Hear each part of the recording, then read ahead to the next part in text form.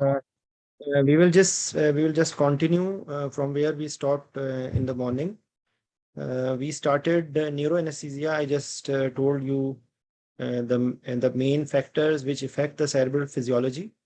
The factors which are usually anything which is affecting blood volume, the brain mass, or the CSF. Okay, so everything was related to these three things. Okay, and we discussed about some concerns in neurosurgery, and uh, one of the uh, one of the type of surgery which is slightly different. And actually I will just share with you that when I was appearing in Irish fellowship exam, we just tried to follow these articles of CEA CCP. Its name was CEA CCP, CEA CCP, Continued Education in Anesthesia, Critical Care and Pain. So actually, we just found this. I just find this topic as a slightly atypical one, and we just read about it. And this was one of the SAQs, or one of the 10 SAQs which we had in the exam. Okay, and after that, some way or other, it came in our Pakistani FCPS exam as well. Okay, so awake craniotomy, as the name is telling, that the remember one thing. Now we have made a base. All the factors which are affecting the cerebral physiology will remain the same in any neurosurgery. So only the different modes which will be different, a little bit of difference which will be there in this topic, awake craniotomy. There is a little bit additional thing in subarachnoid hemorrhage related to cerebral vasospasm. And there are some points related to awake craniotomy. Okay. So actually, awake craniotomy in which the patient is not sleeping actually. Okay. And the purpose is that when they are excising, they have to make sure the response, which is there for this epileptic surgery, deep brain stimulation. And I am not very comfortable in explaining to you what is this eloquent cortex, but actually it is related to uh, just a second, I will show you. There was a, maybe it is in the other. I will just show you just a second. That what is the basic indications for awake craniotomy. Actually, it is not. I think I read from somewhere else. Yes, indications. Yes. Okay. So, and there are some anatomical indications, some physiological indications, and some pharmacological indications. Okay. So, because I am not very comfortable in this topic, so I will just tell you the basic theory, that either it is where they are checking the response. They have to check the response during the surgery. One way of doing it is in, like we do in any neurosurgery when we are doing neuromonitoring, that is through evoke potentials. Okay. So one of the way is that one. Okay. And the other way here is that you are there are different techniques that we give a scalp block. Okay. I will just show you the nerves which are needed to be blocked in scalp block. And then after that, you are just giving a small bit of sedation, making it conscious sedation. And then they are observing some movements. They are doing communication with the patient, and they are removing the tumor. Okay. And after that stage is gone, then we can continue with anesthesia. Okay. So there are specific indications, as it's being telling here, as space occupying lesions in or adjacent to eloquent areas of the cortex can most safely be excised in an awake patient. Okay, providing continuous reassurance of the neurosurgeon that essential neurological function is not being compromised. Intraoperative cortical stimulation maps Can somewhat search what is the meaning of eloquent? I think it is related to speech, something like that. I couldn't recall it. Uh, Eloquent cortical areas allows accurate planning of resection margins. Okay. The use of such techniques has facilitated exchange of tumors in sensory and motor speech area. Okay. So I am correct. So it is related to talking. Okay. In the dominant hemisphere and sensoromotor cortex in either hemisphere that might otherwise be considered inoperable. Okay. So they have to take care of the centers. That's why they want to have a communication with the patient. Okay. This is one thing. Then stimulation or lean generation of deep brain nuclei. This is for the treatment of Parkinson's disease and also for some condition related to epilepsy. Okay. For intractable movements disorders such as Parkinson's disease and dystonia. And also it's not written here, but it is also related to epilepsy. Some form of the epilepsy. In that one, they have to be very accurate at the area, and they are continuously monitoring the EEG, and they are doing the surgery. Okay. Epilepsy surgery is performed using awake techniques when intraoperative electrocorticography is required to define the resection margins. Okay. You understand? Okay. So the key advantage of is ability to assess the patient's neurological status during surgery, although this benefit has to be balanced against the loss of control or ventilation and assurance of immobility. If the patient is moving, how you can do it? Okay. If the patient is having claustrophobia, the patient is covered with the sheets and everything. So there are specific centers which are doing it, and the basic theory will remain the same. And you will be just discussing about the indication, the questions about this awake craniotomy. What are the indication? What is the concept? How to do it? What are different techniques? So contraindication, confused patient, communication difficulty, extreme anxiety, low occipital tumor, okay, prone position, significant dural involvement, which is dura. Remember one thing, that dura is painful. After they have cut the dura, then the rest of the thing is not very painful. Inability to lie still for many hours, inexperienced surgeon. Okay. So these are the contraindications, and I told you the indications. And preoperative assessment is related to same things. By the way, in the morning, we just discussed about some of the things that we did not discuss, that we will be doing. I was just making a document for you people. Anyways, the preoperative assessment with the CT, MRI, okay, cerebral angiography, okay, carotid Doppler. In different neurosurgery, different things will be needed. And if the patient is on anti-epileptic, so epileptic, anti-epileptic, epilepsy status and drug levels, okay, of anti-epileptic medications. Okay. In brain tumors, dexamethasone is being given to reduce the cerebral edema. Okay. And there is another thing which is required, which is called as mapping. Okay. The simple words is that they actually in some of the centers it's there. I have seen it. So actually they create, there is a mechanism of mapping in which they make the angles through which they have to approach.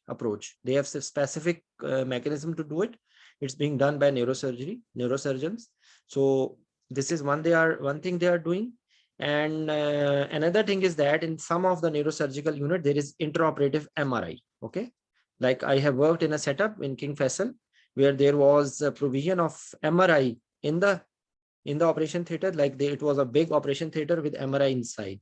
Okay. So all the concerns related to MRI had to be followed.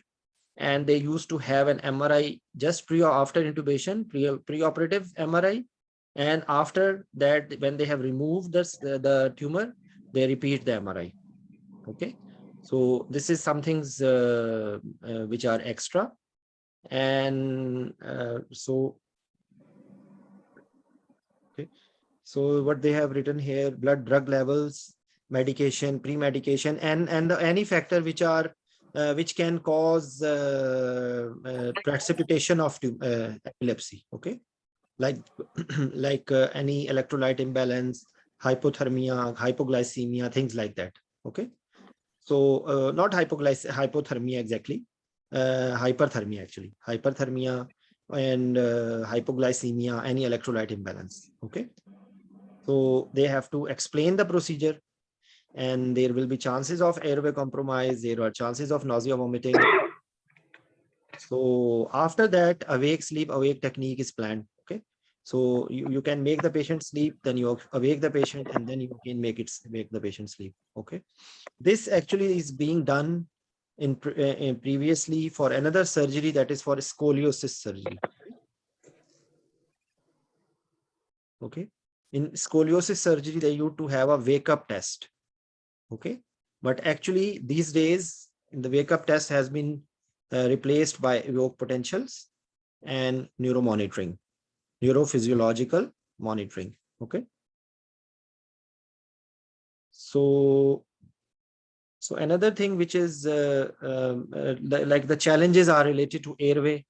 Okay, and a patient can have seizures, nausea, vomiting, dysphoric reactions, respiratory depression, airway obstruction, air embolism, which can be there in any patient, pulmonary aspiration, and then you have to convert it into general anesthesia. So you have to be ready for everything. This is actually a rare topic written in the books, somewhere in the outskirts of the book, and sometimes we miss it.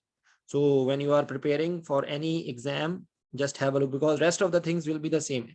Alpha 2 agonist like dexmedetomidine is a very good choice, because it not only will do the analgesia, sedation, and also it will not cause significant respiratory depression.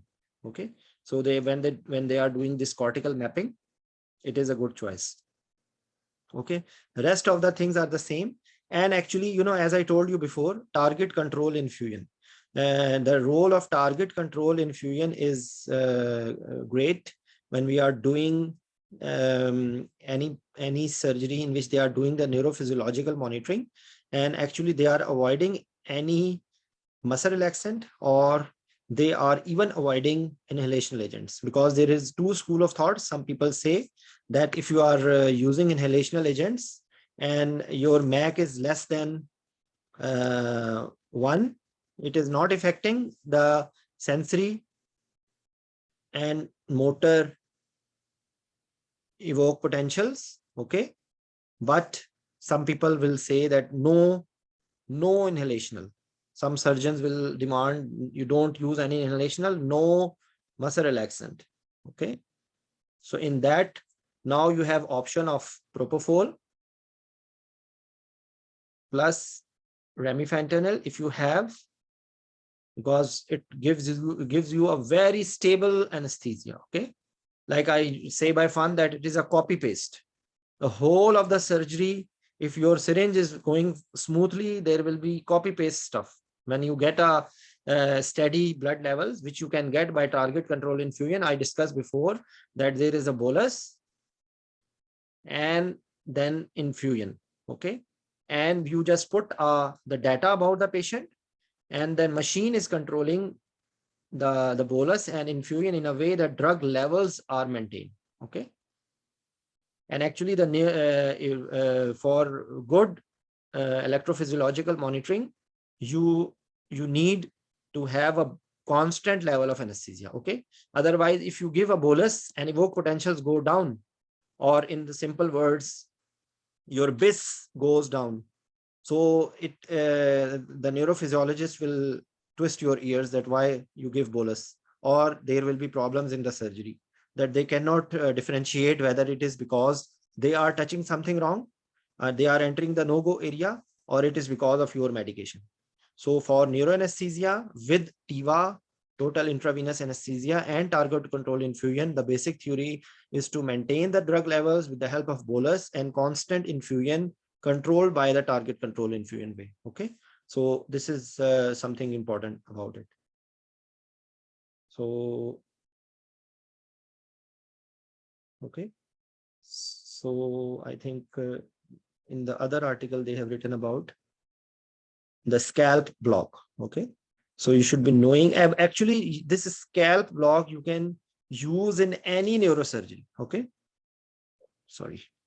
In any neurosurgery, you can use this scalp block, and these are blocking the branches of superficial cervical plexus, and you can cram the names: supraorbital, supratracheal, zygomaticotemporal, auriculotemporal, greater occipital, lesser occipital, and greater auricular.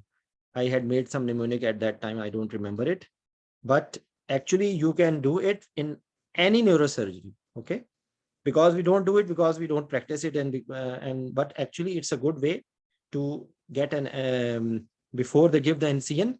And actually this point is the significant point when they insert the pin. Okay, this is a very painful stimulus. Just like actually it is comparable to the sternotomy, not exactly comparable to, but it is also a very painful stimulus, and it can cause significant hemodynamic instability if you have not achieved a good level of analgesia and anesthesia. So it is better if you use this scalp block. Okay. So this is one of the thing. Okay. Adverse reactions which we have discussed. Seizure can occur, venous air embolism, neurological deficit. Yes, we will discuss about. Have anyone of you faced there's a surgeon is saying tight brain? So actually we discuss about it, but when the surgeon said it's tight brain, then you have to see some all the things which we discuss in the morning, that you have to make head side up, you have make sure there is no hypoxia, there is no hypercarbia, there is no acidosis, your depth of anesthesia is good, you are giving good muscle relaxation, you are doing good depth of anesthesia, and then you can, if you are using inhalational agents, you can reduce the MAC, and then you can go to total intravenous anesthesia. And then if all these fail, then you go to this one, using of furosemide or mannitol. Okay. Another thing is that they can control via surgical way by using drainage, lumbar drain. Okay, to drain the CSF when the CSF, the intracranial pressure is going high. Okay, so actually this is complication related to awake craniotomy, but a number of them are there in any neurosurgery. Okay, so you can just recall, you can understand the theory behind this thing. Okay, any question? Do you understand this topic or no?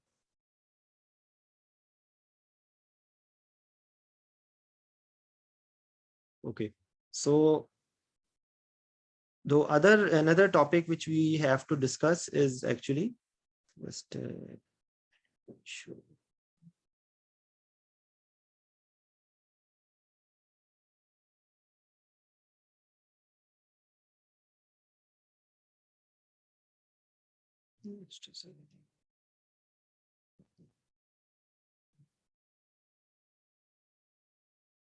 Okay, they can ask you how to give anesthesia for Vp Shunt. Okay, so it is just like any, usually Vp Shunt can be done in adults as well, but usually it's being done in the pediatric population. Where is gone? Yes. So the same mechanism is there. It's a painful process when they are passing through it, and then you have to maintain a good level of anesthesia. Okay, and these patients, these babies can have some associated congenital anomalies. Okay, the rest of the things are the same. Okay, I don't think so there is anything specifically about it, and the same principle which we have discussed in the morning, you have to use them. Okay. What are the signs of raised ICP intraoperatively? In addition to if the surgeon is saying the brain is tight, what occurs in raised ICP? Will anyone tell? Azhar,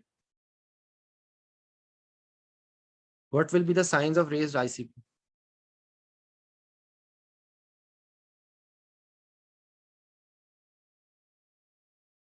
Sir, there will be a bradycardia and hypertension, sir. Yes. Okay, so that is called as Cushing's reflex. Okay. Actually, in subarachnoid hemorrhage, there is actually the number of things which we have discussed about the neurophysiology are the same. Some of the things which are that if there is a patient with cerebral aneurysm, you have to protect it from rupture. Okay, so there are certain factors which you have to do, like you don't have to cause severe hypertension. Okay, you have to control hypertension and you have to try that it does not rupture. Okay, so if it ruptures, then this is cerebral subarachnoid hemorrhage, and these are the signs, symptoms, like there will be severe headache, loss of consciousness, maybe there will be a lucid interval which can occur. Okay, and vomiting, seizures, focal neurological deficit, and some neck stiffness. Okay, there is, what is this Karnak sign? I have not read it before. Just a second. So what is the, do anyone knows about Hunton-Hess classification?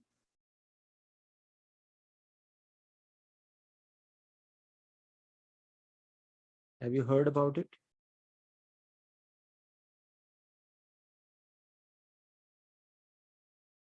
Subarachnoid hemorrhage. Let me see.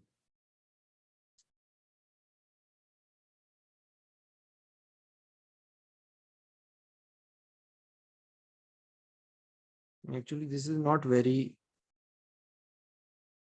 visible nicely. Let's me.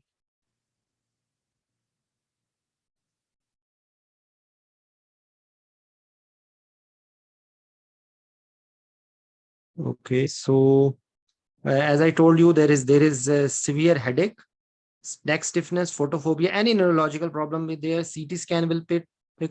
There will be actually, I wanted to show you Hunton-Hess classification for subarachnoid hemorrhage. Okay, so it's not mentioned in this.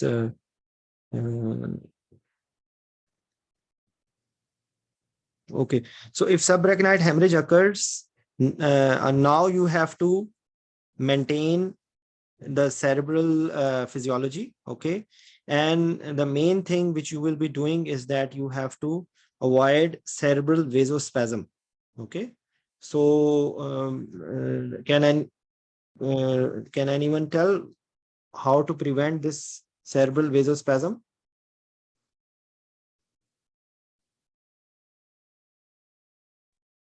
How to prevent cerebral vasospasm?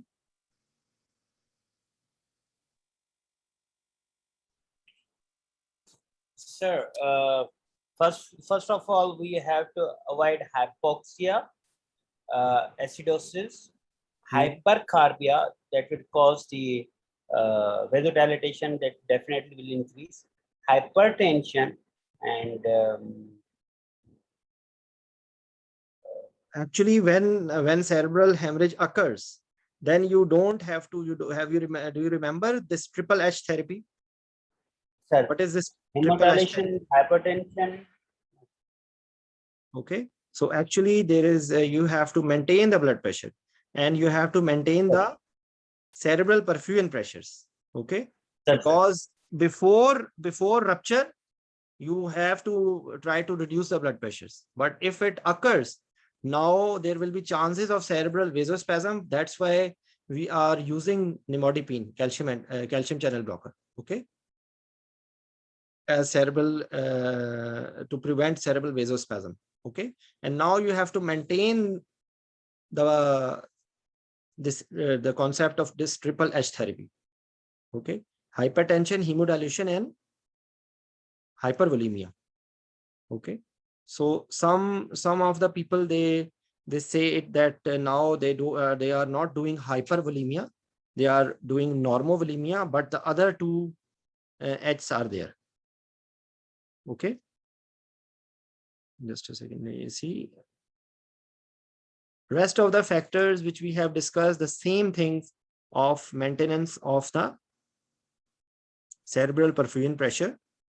In addition to level standard 1, standard 2 monitoring, you are doing intra-arterial blood pressure monitoring, CVP. Okay, you have to maintain the urine output temperature. Okay, and ABGs and serum electrolytes to see any change, because whenever there is subarachnoid hemorrhage, there are chances of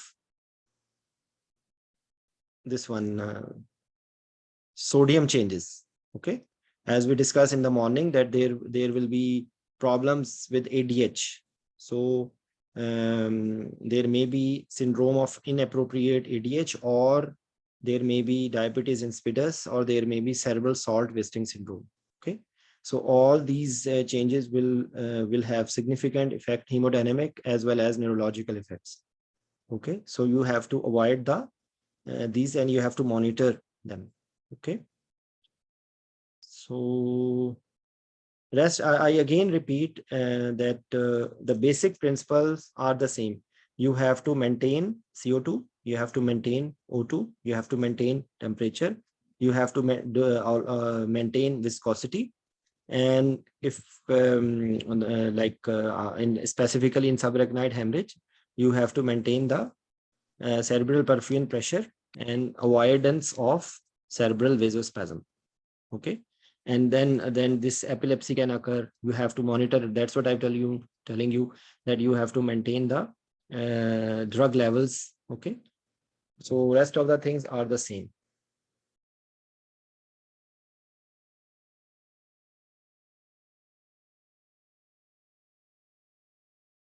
Okay, so actually we had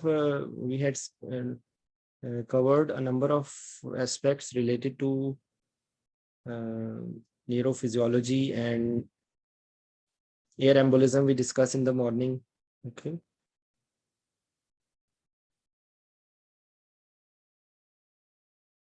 Okay. So actually head injured patient we discussed. I can show you some of the aspects. The cerebral physiology we discussed in the morning. And yes, in head injury, they can ask you that what will be the reasons for urgent CT scan. Okay, so GCS less than 13 on initial assessment, or less than 15 after 2 hours, and there is definite or suspected open or depressed skull fracture. There are base of skull fracture like battle sign or raccoon sign. Okay, post-traumatic seizures, focal neurological deficit, episode of vomiting, any history of amnesia or loss of consciousness post-injury in a patient who is coagulopathic clotting disorder. Okay, so they can ask you this question, then when will be, or of course you can say that you will have to involve the neurosurgical team, and usually you have to intubate if there is any chance of airway collapse. You will intubate the patient. In the morning we discuss about how to do the airway management in a patient with head injury. Okay, and then you will be shifting it. Then when will you be referring to the neurosurgical referral? So presence of new surgically significant abnormalities on imaging. If there is something coming in imaging, GCS is going down, unexplained confusion lasting more than 4 hours, deterioration in GCS after admission. Okay, actually they are just playing with the words, but the thing is that if there is anything significant, there is any seizure, CSF rhinorrhea is occurring. Okay, and there is like any neurological deficit, GCS is not improving or rather going down, so then you should have a neurosurgical referral. Okay, so these things actually we have discussed, and these are the same factors which when you are doing the neuroprotection, these are the same. and tight brain, almost they are the same. Okay. And so the basic thing you do not ever forget. Okay. So they are just telling you the reasons for intubation. If there is hypoxia, hypercarbia, or there is any irregular breathing pattern, there is some obvious lesion in the brain and GCS is going down, then you have to put the definitive area, you have to intubate the patient. Okay. And you have to maintain the cerebral perfusion pressure. Okay. This is what also the same thing which we discussed about the tight brain. The same thing that you have to keep the oxygen level, CO2 level. And you remember one thing, that hypocarbia is not the requirement. You have to maintain the CO2 levels, because if it is going down, even that it is a problem, because it will cause cerebral vasoconstriction. So you have to maintain around 33 to 35. That's what you have to maintain. In different books, you will find a little bit different. This is 1 kPa is equal to 7.5 millimeter of mercury. Okay. So because this is a SI unit, so in the British books, you will find the unit of kPa. Okay. So then you have to maintain the mean arterial pressure, or you can say cerebral perfusion pressure. Okay. And remember that you don't have to have hypoglycemia, but you don't have to get hyperglycemia. You have to maintain the blood sugar, because if there is hyperglycemia, even then it is a problem, because it will result in bad neurological outcome. Okay.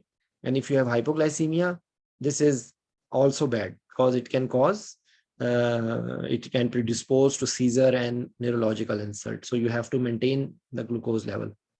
And here it is not written, that is viscosity, that you have to maintain the hematocrit around 30 to 35, not more than that.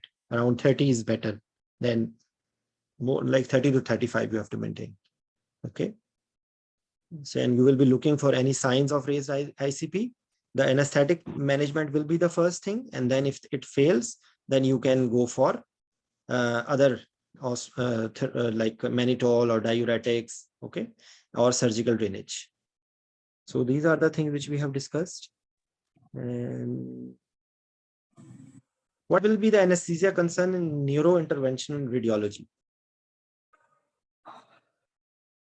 Yes. Anyone, please.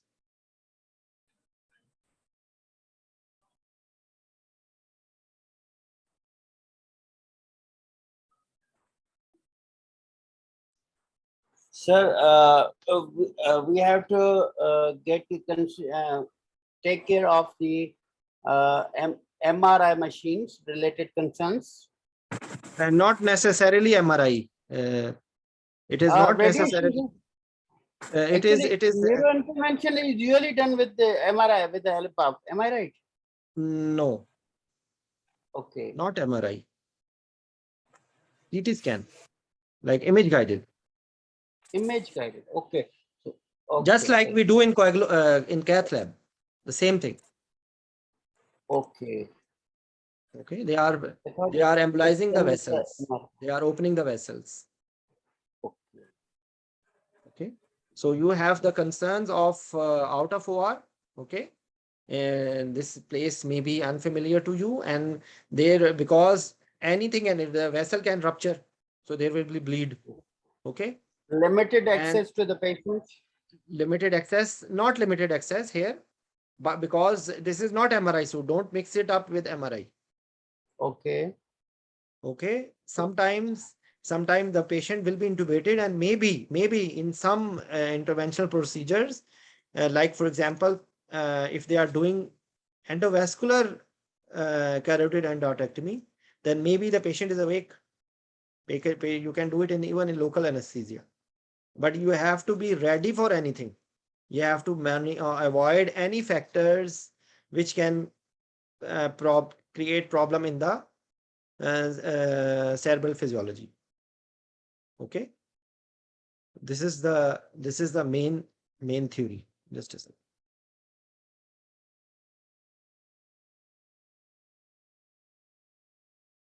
Okay. So you see, interventional neuroradiology, the same thing which I have discussed, it is MRI is CT scan, MRI is there, but usually it is image guided. Okay, it may be MRI guided, but usually it is this one under image. Okay.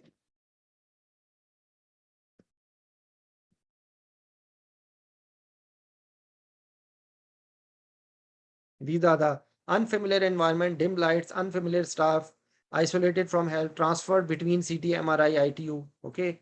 The problem related to radiation. Okay.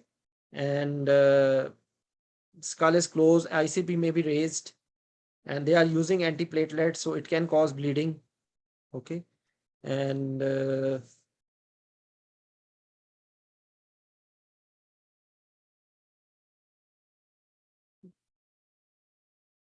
okay. Pre-med on an individual basis, monitoring and equipment, catheterize, avoid venous obstruction, as I told you. Okay. Arterial line, CVP, good vascular access, and you have to be ready for because maybe they are doing it only sedation. Okay. But you have to be ready to be converted into GA. Okay. So maintenance usually with TIVA, volatiles less than 1 meg. There is actually controversy. So you can say anything, whatever, you just have to defend your answer.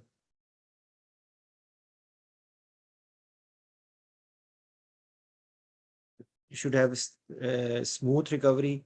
Unsecured aneurysm may necessitate hypotension at extubation, because otherwise if there is so much hypertension, the aneurysm can rupture. So you have to avoid the stress response. Complications can occur, hemorrhage can occur, then you have to need intubation, vasoactive drugs, coiling procedure. Actually, they do endovascular coiling. Okay.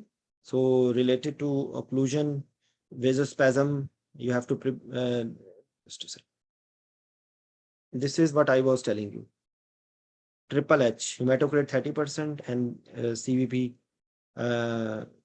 in the normal range. This is, I don't agree to this reading actually, 8 to 12. You have to maintain the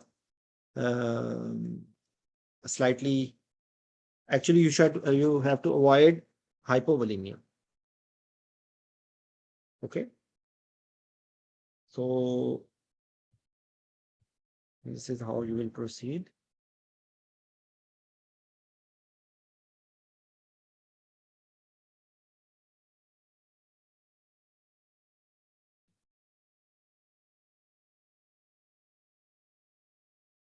Okay.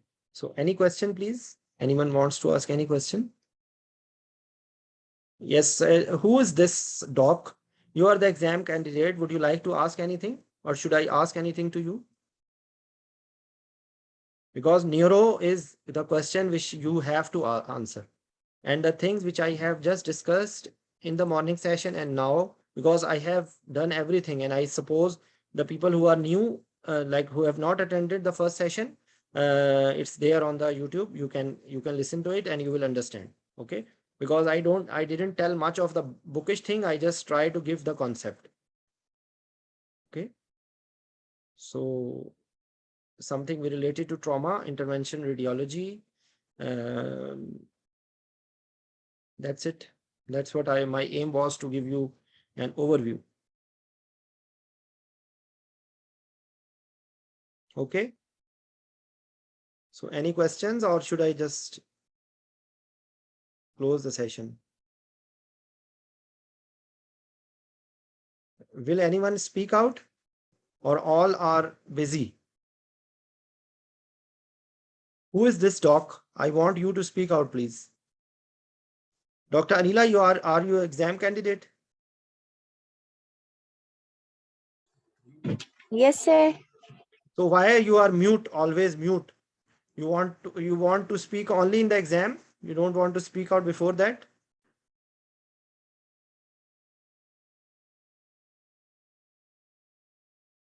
Okay. So I hope you got the concept. Okay. So any questions? Because I will just recap in 2 to 3 minutes and then we will finish. Neurophysiology, neuroanesthesia is revolving around either the patient is with some tumor, or there is some trauma. Okay. Or there is some neurological problem, or they are like there is some presence of stroke. There is some like hemorrhage, medical like spontaneous hemorrhage because of cerebral vascular disease. So these are the things which are usually presented. And then if there is a brain tumor, there may be some neurological deficit or no. Okay, so when if it is there, you have to discuss where is the presence of the tumor, and accordingly you will discuss which position the surgeon is going to adapt. And the basic principle will be revolving around maintenance of the cerebral physiology, cerebral blood flow, maintaining or actually reducing cerebral metabolic oxygen requirement, and Monroe-Kelly doctrine. Monroe-Kelly doctrine, according to the presence of brain tissue, blood flow, and CSF. You have to maintain it, because if anything increased, then the ICP will increase. Okay. So in addition to all the factors which we usually take care, you have to make head side up, don't avoid too much tight taping across the neck, and you have to maintain the CO2, you have to maintain the oxygen level, you have to avoid hyperviscosity, you have to avoid hyperthermia, you have to preferably, it is better to use TIVA, that will give a better control on the cerebral physiology, but you can give in smaller MAC, less than 1 or 1.5. Okay. And then all these factors, if they fail, then you will go for the pharmacological ways. Okay. In subarachnoid hemorrhage, there are something extra. If there is trauma, there is subarachnoid hemorrhage, or there is actually, I had saved just a second.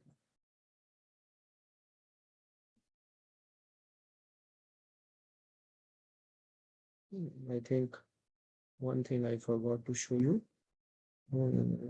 Yes, difference between extradural and subdural. Okay, so this is extradural, which is pushing the brain tissue inside. Okay, and in the subdural, there is this is what is, you say, concave, and this is in which this is convex. You can see here. Okay, so the other things which have to seen in the is sulci, garai, and midline shift. If there is, like in this, you can see the midline shift. Okay, so I'm not very expert in actually cerebral imaging, but you should be knowing what is difference between extradural and subdural. Okay, that's what was remaining, I think. Rest of the thing, because you people don't ask any question, so actually it's very difficult for me to speak out without any response from any one of you. All of you are silent. Even though I'm disappointed from the exam candidates. This Anila, I would be very happy if you are answering or discussing or asking any question. Okay, because it's for your benefit. Okay. Okay. So tomorrow we will start. But I hope you understand, Anila. If you are reluctant, no problem, because my aim is just to have your better performance in the exam. Okay. And if you are shy, then at least in the exam. Yes, Dr. Pallav. Yes, you raise the hand. You want to ask anything?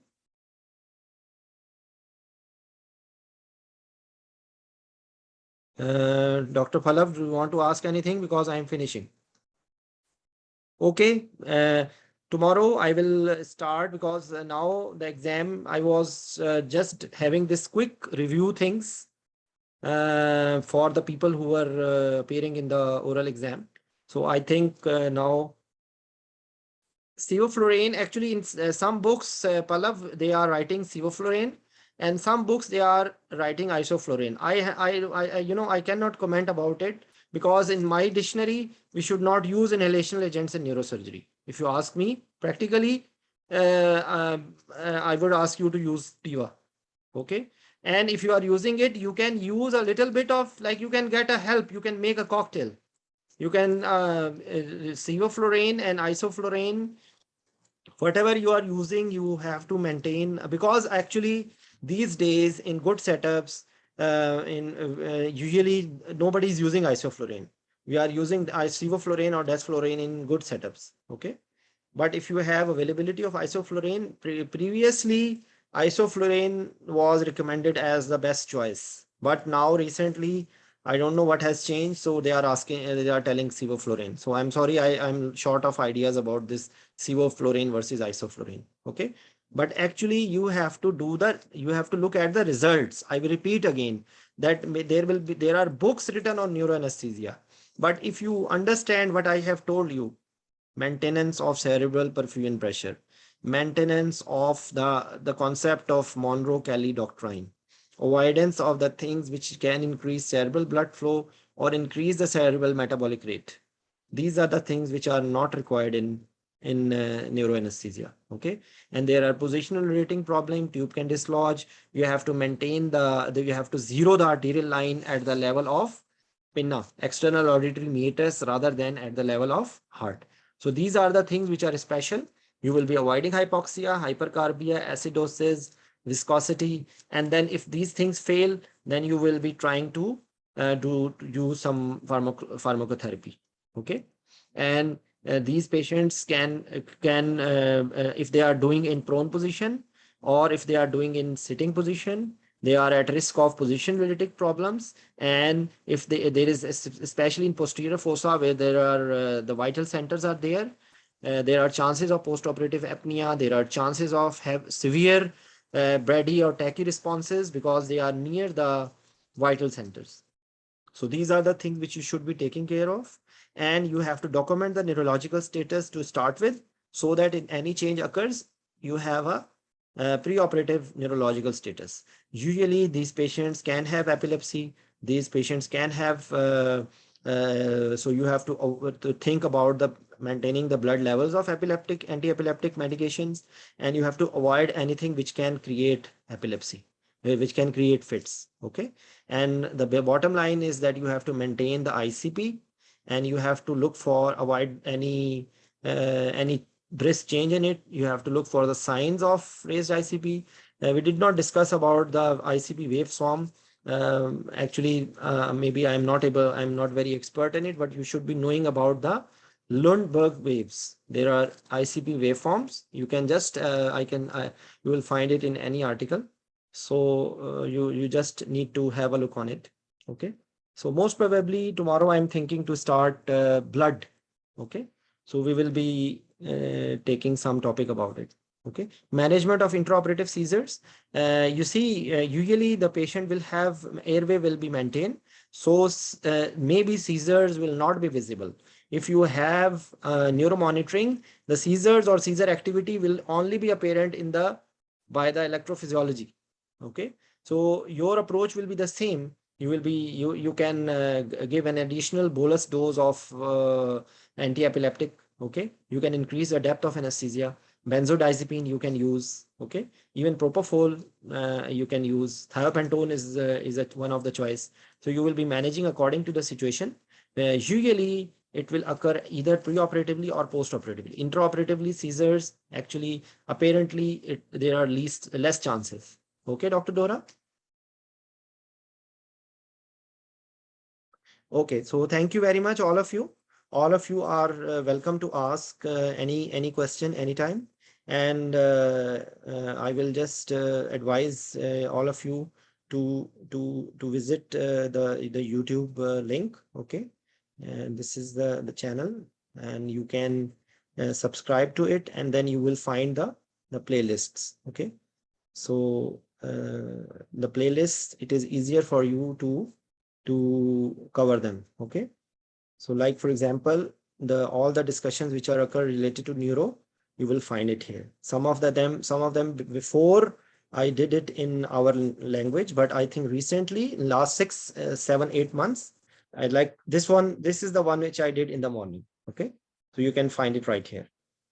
And something you can, if anything you don't understand, you can just send me a message and I can answer you. You can just tell that which video, so you can send the link of that video and the minute at the what time, so I can recall and I can tell you what I was saying, because actually I am not preparing them, because it's not humanly possible for me to prepare the lectures, and I'm not doing it for any financial interest. This is my passion. I'm just doing it to help all of you.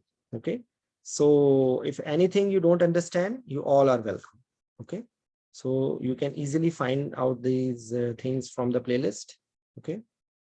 And all the discussions, like you see, out of the videos which I have uploaded, about 100 or more than 100 are in English, because some of them maybe I have not put it in the proper playlist. But I remember, I think it was November or October. Since then I'm doing all in the English language. Okay. So thank you very much. Bye bye.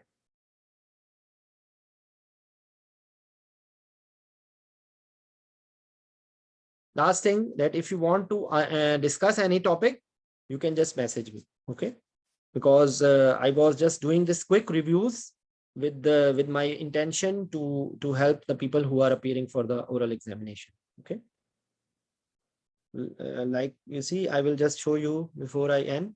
I was just making a list of the teams, okay, or the protocols which we need. So I was just writing it, and maybe we will discuss one by one. Okay, bye bye. Assalamu alaikum. And Azhar, it's really nice to see you after a long time, because I thought you are no more. Okay. So I was about to say Fatiha for you. Thank you.